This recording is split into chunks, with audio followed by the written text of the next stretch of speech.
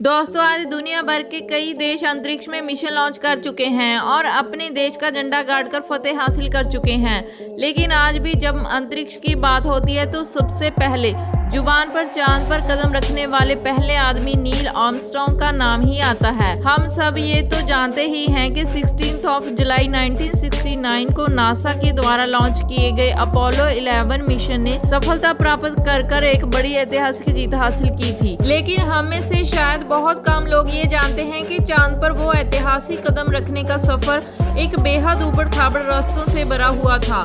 तो चलिए जानते हैं आज की हमारी इस वीडियो में कि आखिर अपोलो 11 मिशन पर भेजे गए एस्ट्रोनॉट्स के साथ ऐसा क्या हुआ था जिससे आज भी कई लोग अनजान हैं। आज की वीडियो काफी इंटरेस्टिंग होने वाली है, तो इस वीडियो को एंड तक जरूर देखना। 20 जुलाई 1969 52 साल पहले इस दिन इंसान ने चांद पर अपना पहला कदम रख के इतिहास बनाया था और भविष्य में अंतरिक्ष तक पहुंच की संभावना के दरवाजे खोल दिए थे। नासा द्वारा लॉन्च किया गया अपोलो 11 21 घंटे 31 मिनट तक चांद की सतह पर रहा और 24 जुलाई 1969 को वापस धरती पर लौट आया। चांद पर गए 3 astronauts Neil Armstrong, Edwin Buzz Aldrin और माइकल कॉलिन के साथ कुछ ऐसा हुआ था जिसके बारे में बहुत कम लोग जानते हैं। इस हादसे के बारे में जानने से पहले आइए थोड़ा पीछे चलते हैं। 16 जुलाई 1969 के नासा के ऑफिस में, जहां सभी की धड़कन तेजी से चल रही थी क्योंकि कुछ ही समय में अपोलो 11 पृथ्वी को छोड़कर अंतरिक्ष की तरफ जाने वाला था।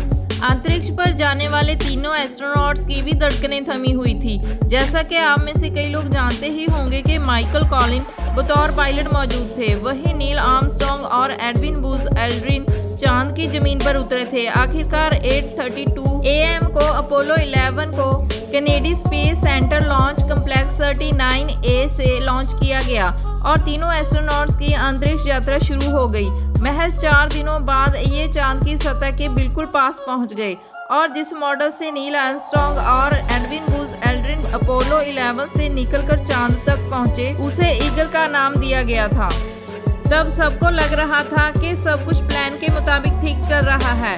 तभी तीनों एस्ट्रोनॉट्स के सामने ये बात आई कि कोई अज्ञात कारण की वजह से ईगल निर्धारित समय से 4 सेकंड आगे चल रहा था। इसका मतलब ये था कि अब ईगल निर्धारित सपोर्ट की वजह किसी और ही जगह पर लैंड करने वाला था, जिसका परिणाम घातक भी हो सकता था। जरा सोचिए, हम अगर धरती पर किसी अनजान जगह पर गुम हो जाएं तो कितने पैनिक हो जाते हैं। वो तो चांद पर उतरने की बात थी, जहां चाहकर भी धरती से वो अब किसी भी प्रकार की ज्यादा मदद नहीं ले सकते थे। अब अंतरिक्ष यान और चांद की दूरी महज कुछ ही किलोमीटर्स की बची थी। अभी तो इन तीनों एस्ट्रोनॉट्स के डर के मारे पसीने छूट ही रहे थे कि एक और मुसीबत ने दस्तक दे दी।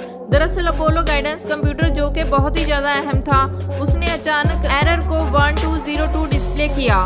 अब ये एरर कोड क्या था और क्या हुआ था, इसकी जानकारी किसी भी एस्ट्रोनॉट्स को नहीं थी। ऐसे में नील आर्मस्ट्रांग ने तुरंत ये जानकारी धरती पर दी, लेकिन उन्हें ये कहा गया कि ये एरर को नजरअंदाज करके अपने मिशन में आगे बढ़े। हालांकि बाद में ये बात सामने आई कि सिस्टम में ज्यादा कमांड आने की वजह से कंप्यूटर सिस्टम ओवरलोड हो चुका था और एरर कोड डिस्प्ले कर रहा था। 20 जुलाई को 8:17 पर सही सलामत ईगल को चांद पर लैंड करवाया गया। नील आर्मस्ट्रांग ने इस जगह को ट्रैंक्विलिटी बेस का नाम दिया।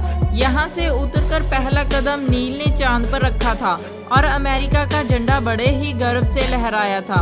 अगर ये सुनकर आप ये सोच रहे हैं कि चलो मिशन कामयाब हो गया है, तो आप और एस्ट्रोनॉट्स दोनों ही गलत सोच रहे हैं। तब इन्हें भी ऐसा ही लग रहा था कि मुसीबतें लगभग खत्म हो चुकी हैं और अब सफलतापूर्वक वो धरती यात्रा शुरू करेंगे।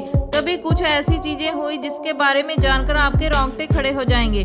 लेकिन उसे जानने से पहले वीडियो को लाइक कर दीजिए और चैनल को सब्सक्राइब करना ना भूलना।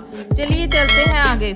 झंडा फैलाने के बाद जब वो वापस गए तो उन्हें पता चला कि अब शायद वो धरती पर नहीं जा पाएंगे और वो चांद पर ही फंस चुके हैं। दरअसल चांद पर कम टेम्परेचर होने की वजह से लैंडिंग के बाद ही स्पेस क्राफ्ट में मौजूद इंजन में फ्यूल पाइप में प्रेशर बढ़ चुका था और उसमें जमी नमी अब बर्फ में तब्दील हो रही थी। असल में नासा भी अपने एस्ट्रोनॉट्स को ये कमांड देने ही वाला था कि वो इससे पहले कि सिचुएशन और खतरनाक हो जाए तुरंत स्पेस क्राफ्ट से उतर जाएं, क्योंकि ये प्रेशर इतना बढ़ चुका था कि कभी भी ब्लास्ट हो सकता था। अब जरा सोचिए कि अगर ऐसा होता तो धरती पर वापस आना इनके लिए असंभव हो जाता और ये चांद पर ही अपनी आखिरी सांसें लेते। लेकिन वो कहते हैं ना कि जाको राखे साइयां मार सके न कोई। इनका अच्छा नसीब था कि कुछ समय बाद ही बर्फ पिघलने लगी थी और इसके चलते वापस फ्यूल पाइप का प्रेशर नॉर्मल हो चुका था। 2.5 घंटे चांद पर घूमने के बाद और स्पेसक्राफ्ट की मुसीबतों को सुलझाने के बाद अभी सब ने चैन की सांस ली ही थी कि एक और मुसीबत सामने आ गई थी। स्पेस के एक हिस्से में लगी स्विच टूटकर नीचे गिर गई। इसके कारण सर्किट ब्रेकडाउन हुआ और इस हिस्से की पावर कट हो चुकी थी। ढूंढने के बाद एडविन के हाथ में स्विच तो आ गई थी, लेकिन उसे फिक्स करना एक बड़ा टास्क था, क्योंकि जाहिर सी बात है कि ट्रेनिंग के वक्त उन्हें इसका उपाय नहीं बताया गया था। किसी ने सपने में भी ऐसा होने के बारे में नहीं सोचा था। एडविन ने इस प्रॉब्लम से बाहर निकलने के लिए बहुत प्रयास किया, लेकिन कोई पॉजिटिव परिणाम ना देखते हुए उसने एक देसी जुगाड़ अपनाया और पेन को इस छेद में डाला जहां से स्विच टूट गया था। 6 घंटे की मेहनत जो काम नहीं कर पाई थी, वो महज अब 1 मिनट में ही एक पेन ने कर दिखाया। अब वो घड़ी आ चुकी थी जब एस्ट्रोनॉट्स को धरती के लिए रवाना होना था। प्लान ये था कि कोलंबिया विमान जिसकी मदद से इन्हें वापस धरती पर आना था, उसमें मौजूद 2 मॉड्यूल्स, पहला कमांड मॉड्यूल जिनमें एस्ट्रोनॉट सवार थे और दूसरा सर्विस मॉड्यूल जिसमें चांद की सतह से लाया गया विमान का बाकी सामान था। उन्हें वापस कोलंबिया की धरती पर आते समय अलग अलग डायरेक्शन में जाना था ताकि दोनों आपस में क्रैश ना हो सके। लेकिन यहाँ भी इनकी किस्मत ने इन्हें एक और चुनौती दे दी। दोनों मॉड्यूल्स ऑपोजिट डायरेक्शन के बदले एक के पीछे एक तेज रफ्तार से बढ़ने लगे। अगर ये एक दूसरे के ज्यादा करीब भी आ जाते तो भी एक बड़ा धमाका होना लाजमी था, लेकिन इतनी तेज रफ्तार से एक दूसरे के पीछे आने के बावजूद ऐसा कुछ नहीं हुआ और दोनों ने बड़े ही आराम से प्रशांत महासागर 24 जुलाई 1969 को लैंडिंग की और मिशन को कामयाब बनाया।